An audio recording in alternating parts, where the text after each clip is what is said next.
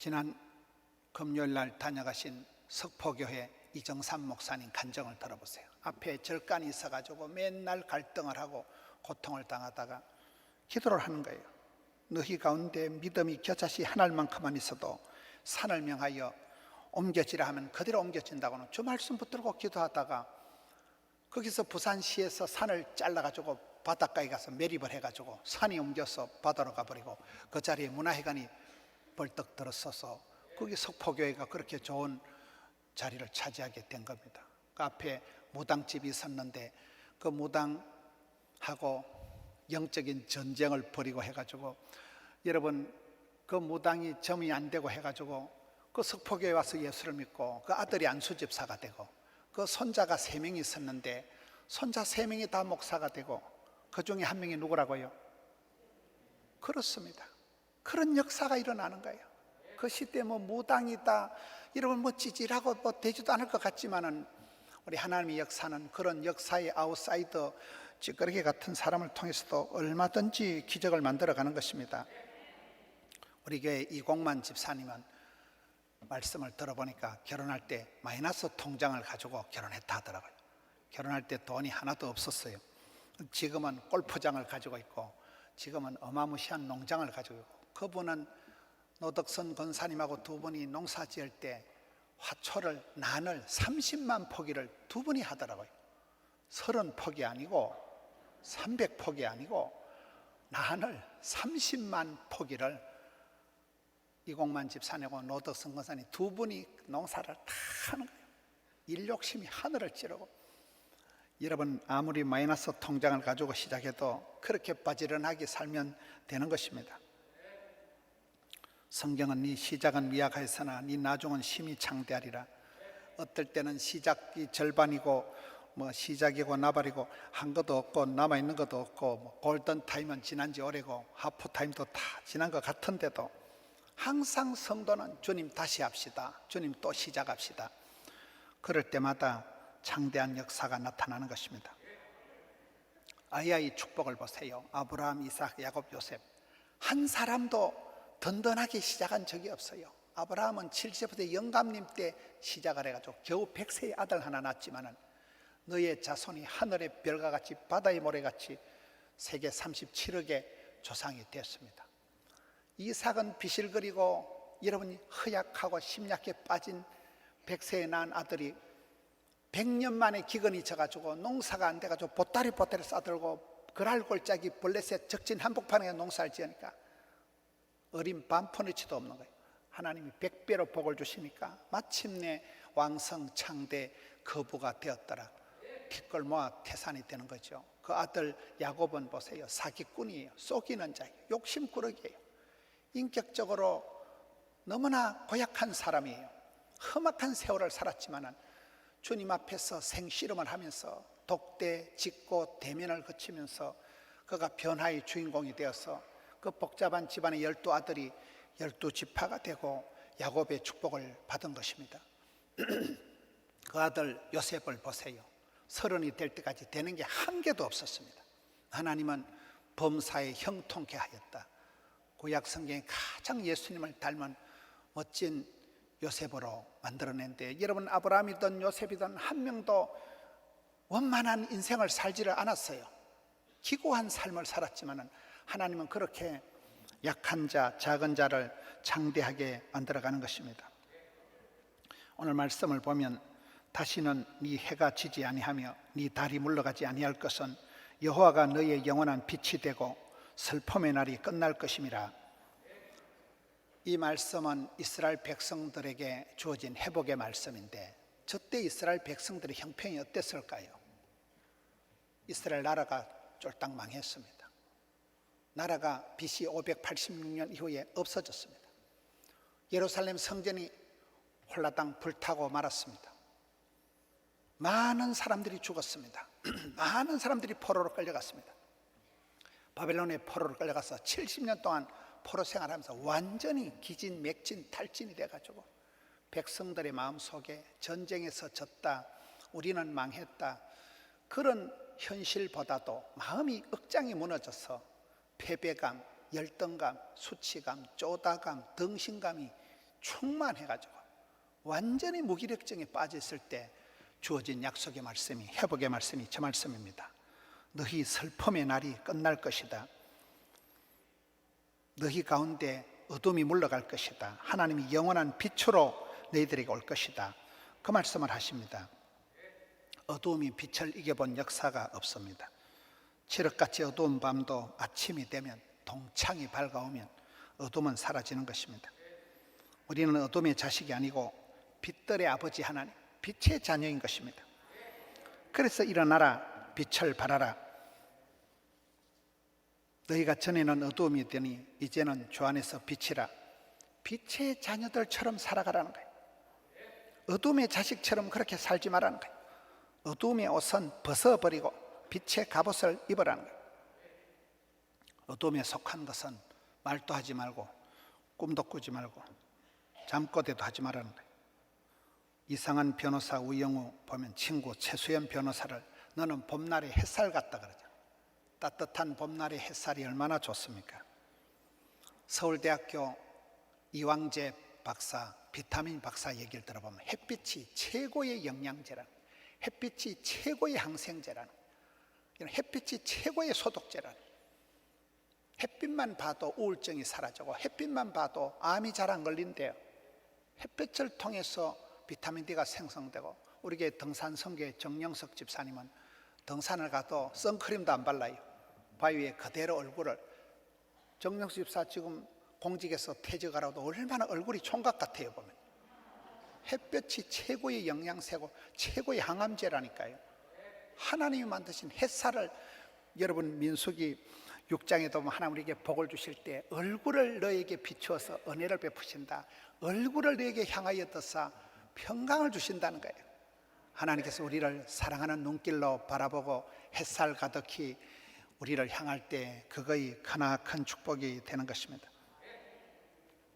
오늘 말씀을 보면 내 백성이 다 어렵게 되어 영원한 땅을 차지하리니 그들은 내가 심은 가지요 내 영광을 나타낼 것이다. 하나님께서 직접 옮겨다 심은 포도가지가, 여러분 하나님이 직접 심었다는 거예요. 농사 짓는 데 가보면 이식을 하고 묘목을 갖다 옮겨 심고 접종을 할 때 여러분 짝대기 같은 거 하나 꼽아놓으면 아이고 이게 되겠나 싶은데도 싹이 나고 뿌리가 내리면서 그게 큰 나무가 되는 것입니다. 하나님께서 직접 심은 가지가 포도가지라는 거예요. 그것이 마침내 아름다운 포도원을 이루는 것입니다. 시편 92편에 보면 의인은 마치 종려나무와 같다. 이스라엘 땅에 높이가 10m 이상 쫙 자라는 그 최고의 나무가 종려나무잖아요. 부귀의 상징이라. 그 집안에 종려나무가 몇 그루, 종려나무 하나가 몇 억을 호가합니다. 그리고 레바논의 백향목같이 성장한다는 거예요. 여러분 레바논 나라에 가보시면 레바논은 두로와 시돈 다 레바논이에요. 가나 혼인잔치 할 때가 가나가 레바논 땅이에요. 여러분 레바논의 국기는 우리나라 태국기가 있듯이 레바논에는 국기의 중간에 백향목 나무를 한 그루 그려놓은 게 그게 레바논의 국기예요. 우리나라의 금강송 아무것도 아닙니다. 최고의 나무가 백향목이에요. 그걸 가지고 예루살렘 성전을 지었잖아요. 여러분 이 백향목과 같이 그렇게 우람하게 종려나무와 같이 빳빳하게 아주 하늘 향해서 곧게 자라가는 이 모습이 바로 이스라엘 백성들이 의인의 흥왕하는 모습이라. 하나님이 집에 직접 심겨놔가지고 하나님 뜰 안에서 자라간다는 것입니다. 하나님께서 우리를 그렇게 내가 너를 심었다. 여러분 내가 너를 물주고 내가 너를 가꾸고 자라게 하시는 하나님 손에서 우리가 처음에는 짝대기고 묘목이 초라하지만은 그것이 자라면 하나님 영광을 종려나무와 같이 백향목같이 드러내는 것입니다. 오늘 말씀 22절에 보면 그 작은 자가 천을 이루고 약한 자가 강국을 이룰 것이라. 때가 되면 나 여호와가 속히 이루리라. 작은 자가 아름답다 그런 말이 있습니다. 약할 때 강해지는 것입니다. 우리가 보면 똑똑한 사람, 이쁜 사람, 강한 사람이 역사를 주도하는 것 같지만 그렇지가 않아요. 병든 자식이 효도한다. 못생긴 나무가 산을 지킨다. 여러분 똑똑한 자식은 나라에서 데려가고 돈 많은 자식은 장모가 데려가고 병든 자식만 엄마 몫이에요. 잘생긴 나무는 남들이 다 뽑아가요. 9번 가지가 선산을 차지한다고 못생긴 나무는 아무도 안 건드리니까 끝까지 의리를 지키고 산을 지키는 것입니다. 우리 주변에도 그래요. 여러분, 잘난 친구들은 내 옆에 없어요. 나를 이용할 따름이지요. 못난 것, 덩신 같은 것들만 내 옆에 있어요. 근데 그런 친구들이 진짜 친구들이에요. 그런 친구들은 산수를 못해요. 잔머리를 안 굴려요. 나를 이용해 먹질 않아요. 이런 세월이 지나보면 우리 하나님의 구원 방식이 그렇다는 거예요. 똑순이, 이쁜이, 슈퍼맨이 아니라 작은 자가 천을 이루고 약한 자가 강국을 이루는 게 우리 하나님의 역사를 이끌어가는 방식이라는 거예요. 하나님의 나라는 겨자씨 같은 우리나라 담배 씨앗, 설탕 알갱이보다 작은 조그마한 씨앗이 겨자씨가 하나리 떨어지면 싹이 나서 나무가 되고 숲을 이루고 큰 숲을 이루듯이 많은 동물들이 사람들이 그 그늘 밑에 와서 위하고 둥지를 털고 그렇게 살아가듯이 여러분, 겨자씨 같은 초라한 씨앗을 통해서 큰 역사를 이루는 것입니다. 누룩은 보이지도 않지만 온 밀가루를 다 발효시키는 것입니다. 그래서 우리는 살아갈 때 늘 대박을 꿈꾸다 쪽박 차지 말고 소박을 감당해라. 비범한 무슨 비법을 찾지 말라는 거예요. 평범을 감당하라는 거예요. 달란트 비유가 뭡니까? 5달란트는 1등, 2달란트는 2등, 이런 거 없어요. 적은 일에 충성하면 크고 많은 것을 맡기시는 분이 우리 하나님이십니다. 작은 자가 천을 이룬다는 거예요. 약할 때 강해진다는 거예요. 연약한 자에게 예수 그리스도의 은혜가 온전히 나타난다는 것입니다. 역사는 강한 자가 만들어가는 것이 아닙니다. 작은 자, 약한 자가 이끌어가는 것입니다.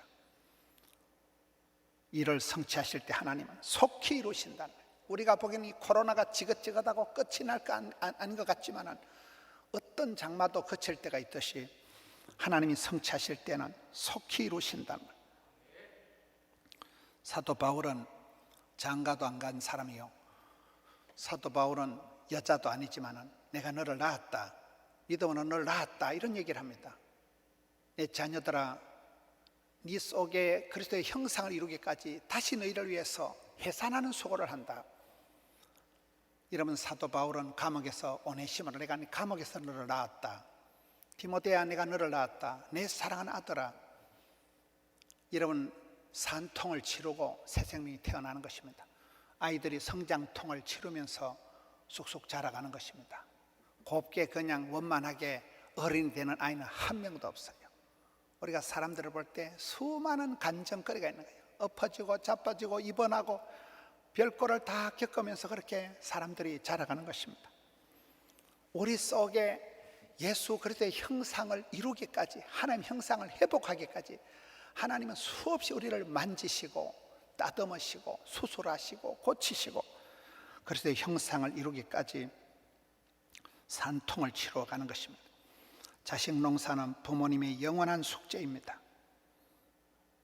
아이들 속에서 그리스도의 형상을 이루기까지 우리가 눈물로 그렇게 자녀를 키우는 것입니다. 큰바위 얼굴 이야기가 있습니다.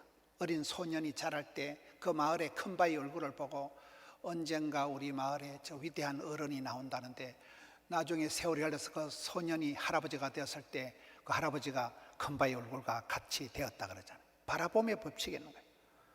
우리는 믿음의 주요 온전케 한지 예수를 바라보면 이 험한 세상을 나아가는 것입니다. 성장통을 치르면서 나가는 거예요. 주님 안에 거하고 주님을 따라가고 주님을 닮아가고 주님과 연합하는 것입니다.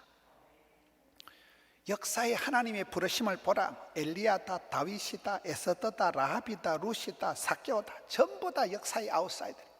고아가 에스더예요. 과부가 룻이에요. 엘리야가 무슨 스펙이 없어요. 찌질한 것들, 변방에 있는 것들, 약한 것들, 하나님은 그런 자들을 통해서 지혜롭고 강한 자들을 무색히 하는 것입니다. 애굽에 종살이하던 이스라엘 백성들을 불러서 구원해서 하나님의 소유 수굴나를 만들고 왕같은 제사장으로 거룩한 나라로 만들어가는 것입니다. 하나님의 은사와 부르심에는 후회하심이 없습니다. 우리는 맨날 걱정을 태산같이 하고 맨날 부끄러워하고, 저는 이 코로나를 지나면서 많은 사람들이 보면 지치고 자빠지고 때리치워버리자, 막살납히자, 많은 사람들이 그렇게 주눅에 들어갑니다. 그런데 신앙의 삶에는 중도 하차는 없다, 궤도 이탈은 없다. 끝까지 이 길을 가리라. 저는 옛날에 실수로 지리산을 한번 종주를 해봤어요. 죽을 뻔했어요. 알고는 못하겠더라고요. 그러나 내가 지리산을 한번 종주를 했다는 거예요. 설악산도 그렇고 설악산을 내가 종주를 한번 해본 거예요. 실수를 했어요. 천지도 모르고 따라가다가 죽을 뻔했지만은 세월이 지나고 이렇게 간증을 하더니 내가 지리산을 종주를 했다, 설악산을 종주를 했다.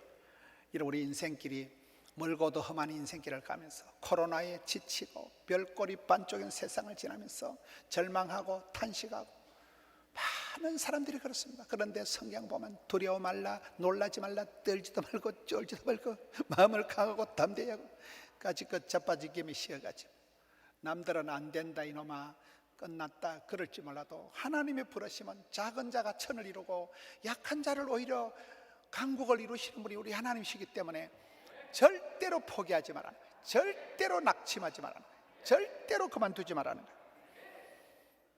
우리 하나님의 역사가 그런 것입니다. 이 길 끝에서 주의 영광을 보면 되는 것입니다. 이 길을 완주해야 되는 것입니다. 벌써 여름도 지나고 찬바람이 솟아나고 이런 우리 교회 옆에 보면 소리가 달라요. 철마다요. 얼마 전까지 지난주까지만 해도 밤이 되면 깨구리 소리가 깨골깨골 들리는데 어제부터는 깨구리 소리가 안 들려요. 이제는 풀벌레 소리가 찌르륵 찌르륵 들립니다. 철마다 소리가 달라요. 우리 교회 전부 산이잖아요. 이게요. 꽃이 색깔이 다르고 벌레 새소리가 달라요. 철마다. 벌써 가을이 깊어갑니다. 그 무더운 여름도 훌쩍 지나갔습니다. 코로나도 언젠가는 끝이 날 것입니다. 여러분, 하나님께서 나를 부르실 때 내 한 사람을 통해서 일가를 이루고 내 한 사람을 통해서 족보를 이루시는 분이 우리 하나님이신데 비비불불 물결에 휩쓸리지 마라. 다른 사람이 어떻고 남들하고 비교하고 남들하고 비판하고 남들을 불평하고 그런 데 인생의 에너지를 소모하지 마세요. 하나님이 내게 뭐라고 하시냐. 이런 제사장 축복 민수기 6장에 보면 하나님은 너에게 복을 주시고 너를 지키시고 철저히 완투하시는 거예요. 1:1로 하시는 거예요. 다른 사람 다 복받고 내 짜부라지만 뭔 소용이 있겠어요. 하나님은 나에게 말씀하시고 너를 부르시기 때문에 오늘 우리는 하나님의 말씀 앞에서 반응을 해야 되는 것입니다. 하나님의 말씀을 들을 때 말씀 속에서 내가 반응을 해야 되는 거예요. 아프리카의 우간다에 자주 간 그 오산 수천교회 고영철 목사님은 연구를 한 거예요. 아프리카에 학교를 세우고 교회를 세우고 그분은 왜 아프리카 이 아이들이 이렇게 열심히 예배를 드릴까? 그 교인의 절반은 에이즈 환자들이에요. 엄마 아빠가 에이즈니까 애들도 그냥 에이즈예요. 그런 아이들이 그 고구마 같은 거 한 톨 먹고 3시간 4시간을 뛰어와가지고 맨발로 가시밭길을 뛰어와가지고 찬송을 3시간씩 부릅니다. 예배를 4시간 드립니다. 기본으로. 왜 이럴까? 걔들은 예배를 사모해요. 말씀을 사랑해요. 설교 말씀을 다 적어서 그냥 다 외워버립니다. 그런 원색적인 예배를 통해서 그 아이들이 돈은 없지만은 가난하지만 눈망울을 보면 얼마나 초롱하고 이런 우리가 비행기 타고 달러 몇 푼 들고 거들먹거리는 게 선교가 아니더라고요. 그 아이들을 보면 얼마나 행복한 아이들인지 몰라요. 예배를 사모하고 말씀을 사랑하니까 그런 원색적인 복음에서 두나미서 능력이 나타나는 것입니다. 우리가 말씀의 권능을 다시 회복해야 돼요. 오늘 큐티를 통해서 예배를 통해서 하나님이 나를 부르시는 소리를 들어야 됩니다. 성령의 탄식을 듣고 하나님이 애타는 부르심을 들을 수 있어야 되는 거예요. 힘들다, 어렵다, 지쳤다, 넋두리나 하고 있을 때가 아닙니다. 이 시대에 하나님께서 나를 향한 부르심을 소명하심을 받아야 됩니다. 하나님의 애타는 마음을, 하늘의 소리를, 하나님의 영광을 비주얼하게 목도하라. 그리고 네가 앞장서서 주님 제가 해보겠습니다. 선도하라, 주도하라, 동력을 하라. 압도적으로 나가, 압도적으로. 다시금 우리가 말씀 앞에서 너희는 먼저 구할 것이 뭐냐, 버려야 될 것이 뭐냐, 삶의 우선순위를 정해야 됩니다. 관계를 재설정을 해야 돼요. 지난주 저녁에 왔다 가신 이성수 목사님 보세요. 그 가덕도 농촌에 30명 모이는 할머니들 30명 교회 가서 선교사님들 모셔왔는데 선교사가 아니고 가족이다. 선교사로 사역자로 대하는 게 아니고 외삼촌 대하듯이 하니까 200명이 모이고 숫자가 중요한 거예요. 온 교회가 마을이 선교 공동체가 되었잖아요. 이번에 CBMC 우리가 찬양도 했지만은 그때 김수미 간증할 때 들어보니까, 여러분 김수미가 누굽니까? 김혜자 국민 엄마 김혜자가, 저는 우간다 한 번 갔다 왔는데 김혜자 권사님은 우간다를 30번 갔다 왔어요. 그분이 아프리카 선교하려고 돈을 차곡차곡 모아놨다. 김수미 남편이 사바다 부도난 걸 보고는 에이 여기가 아프리카네. 여러분 김수미 김혜자 권사에게는 아프리카가 어느 날 김수미가 아프리카 돼가지고 성경 글이 다 주고, 그래서 김수미가 뻘떡 일어나가지고 이번에 CBMC 전국 우리 찬양할 때 간증하는데 보니까 할아버지가 군산에서 교회를 세우셨더라고요. 김수미 할아버지가 교회를 세웠고, 진짜 욕 잘하더만요. 저는 막 거기에 비하면 세 발의 무좀이요. 이야, 그 김수미 할아버지가 군산에서 교회를 세우고 오랫동안 연예계에서 살아갔지만은 김혜자 권사님께서 네가 아프리카다. 그가 아프리카 되어서 선교를 받고 다시 또 자기도 이제 선교하는 사람이 되어서 전국 실업인들 모이는데 그 와서 또 간증을 하고, 역사는 그렇게 흘러가는 것입니다. 여러분 그냥 이 코로나에 지쳐가지고 어영부영 살아갈 때가 아닙니다. 주님 내게 말씀하옵소서. 주님 말씀에 적용의 3P가 있어요. 퍼스널, 프랙티컬, 파시벌. 내가 개인적으로 할 수 있는 거, 가장 구체적인 거, 그리고 내가 개인적으로 하는 그런 세 가지 3P가 있잖아요. 그렇게 적용을 해야 됩니다. 그렇게 내가 순종을 해야 됩니다. 삶의 구체적인, 내가 이번 가을에 전도해야 될 대상을 구체적으로 정하세요. 선교 지역을, 나만의 선교 지역을. 이랜드 박성수 회장님, 장로님은 보면 내가 땅끝까지 복음을 전하라. 저 마태복음 6장 33절 보고 주의 복음 전하는 게 가장 주님 기뻐하는 일이잖아. 땅끝 어디고 인도자냐.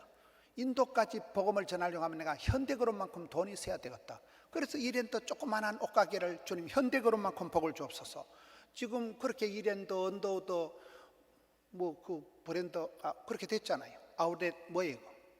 유코아 지금은 재벌이 됐습니다. 우리가 그렇게 꿈을 꾸고 주님 기뻐하는 일을 하게 되면 하나님이 건강도 주시고 물질도 주시고 많은 것을 사방팔방에 돕는 자를 붙여주시는 것입니다. 어영부영 살 일이 아니에요. 김집사 어디 갔노?